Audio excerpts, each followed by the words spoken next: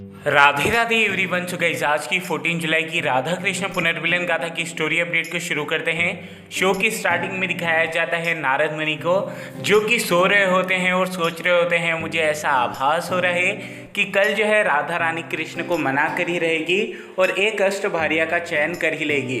और उधर श्री कृष्ण जैसे ही बोलते हैं कि आप कुछ ज़्यादा ही नहीं सोच रहे हो नारद देव। नारद मुनि की जो है नींद खुल जाती है, वो पलंग पे चढ़ जाते हैं कि ये प्रभु की आवाज़ कैसे आ रही है। और फिर नारद देव कहते हैं, क्या प्रभु आप तो मेरे मन की बात भी जान लेते हैं। तो कृष्ण भगवान कहते हैं, अब आप मन में भी इतने ऊंचे स्वर में सोचेंगे तो मैं आपकी बात अवश्य जान लूँगा। तो नारद देव कहते हैं, अब प्रभु मैं कुछ सोचूंगा ही नहीं, और वो प्यारा सा मुंह बना लेते हैं। उसके बाद दिखाया जाता है कृष्ण भगवान के कक्ष में देवी राधा आ रही होती है। कृष्ण भगवान को पता होता है तो भी वो सोने का नाटक करने लगते हैं। राधा रानी जो है कृष्ण भगवान को उठाने का प्रयास करती है, लेकिन कृष्ण भगवान नहीं मानते हैं, नहीं उठते हैं और उनके साथ हंसी ठिठोली कर रहे होते हैं। और फिर देवी राधा जो है मोर पंख से कृष्ण भगवान को गुदगुदी करती है। फिर कृष्ण भगवान उठते हैं। उसके बाद जो है राधा रानी कृष्ण भगवान से कहती है, मैं तुम्हें कब से उठाने का प्रयास कर रही हूँ लेकिन तुम उठ ही नहीं रहे हो।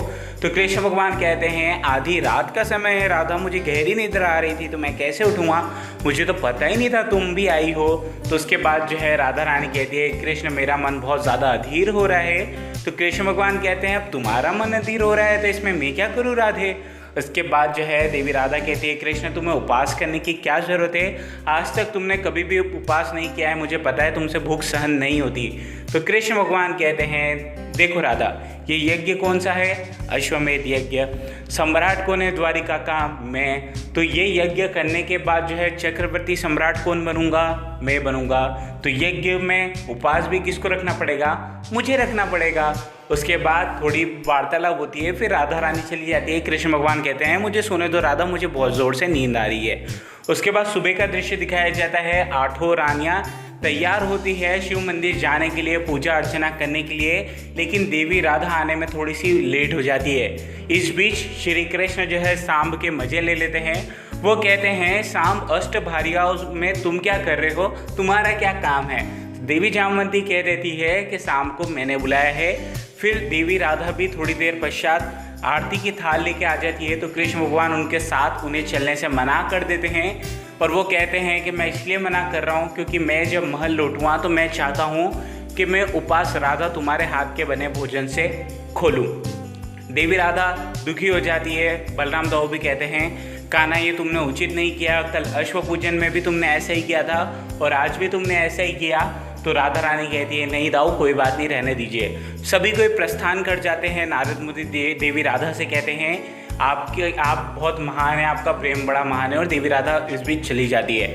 उसके बाद दिखाया जाता है कृष्ण भगवान अपनी 8 रानियां संग जो है महादेव की आरती कर रहे होते हैं। तभी महादेव देवी गौरी से कहते हैं कि गौरी आपको क्या लगता है, कृष्ण मेरे आराध्य यहाँ पे मेरी पूजा करने आए हैं? नहीं, ऐसा नहीं है। वो यहाँ मुझे बताने आए हैं कि जिस प्रकार आपने नारद मुनि की सहायता की है इस सब में, अब देखो मैं नारद मुनि के साथ क्या क्या लीलाएं करने वाला हूँ, इसलिए श्री कृष्ण यहाँ पे आए हैं। उसके पश्चात दिखाया जाता है देवी राधा महल में सभी भोजन तैयार कर रही होती है।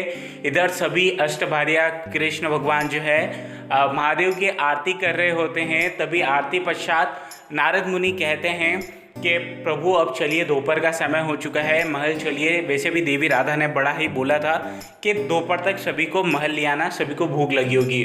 उधर राधा रानी कब से प्रतीक्षा कर रही होती है कि अब आए कृष्ण, अब आए, क्योंकि कृष्ण भगवान की उनको बहुत चिंता होती है, क्योंकि पहली बार उन्होंने जीवन में उपवास रखा है, लेकिन वो नहीं आ रहे होते हैं। इधर श्री कृष्ण भगवान मना कर देते हैं। वो कहते हैं, मुझे मेरे महादेव से अत्यंत प्रेम है, इसलिए आज भले ही मैं भूखा रह जाऊँ, मेरा उपवास खुले कि नहीं खुले, लेकिन आज मैं यहीं रहूँगा।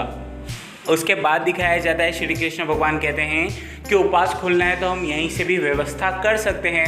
उसके बाद दिखाया जाता है नारद मुनि शाम से कहते हैं कि शाम ऐसा करो, तुम महल जाओ और सभी भोजन बांध के यहाँ ले आओ, क्या पता है यहाँ आसपास कोई भोजन मिले या नहीं मिले।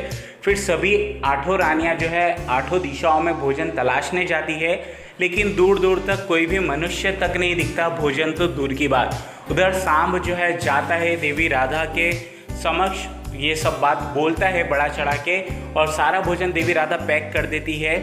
और उसके बाद दिखाया जाता है थोड़ा सा बलराम दाऊ और शाम के बीच में अनबन भी हो जाती है। फिर देवी राधा कहती है कि शाम जब तक वहाँ पे जाएगा तब तक उसे बहुत विलम्ब हो जाएगा, कृष्ण से इतनी भूख सहन नहीं होती, तो वो दूध की गिलास लेके दूध पीना चालू कर देती है। शाम ये सब छुप छुप के देख रहा होता है। वो कहते हैं जिस प्रकार कृष्ण तृप्त हो जाता था जब मैं खाती थी, अब वही चीज़ मुझे भी करनी होगी। और जैसे इधर देवी राधा दूध पीती है, उधर कृष्ण भगवान को भी दूध पीता हुआ दिखाया जाएगा। और आज का एपिसोड यहीं खत्म हो जाएगा। वीडियो पसंद आए तो इसे लाइक करिएगा, शेयर कीजिएगा, कमेंट करिएगा। साथ ही अगर आप चैनल पे नए हैं तो चैनल को सब्सक्राइब भी ज़रूर कीजिएगा। Thank you everyone, good.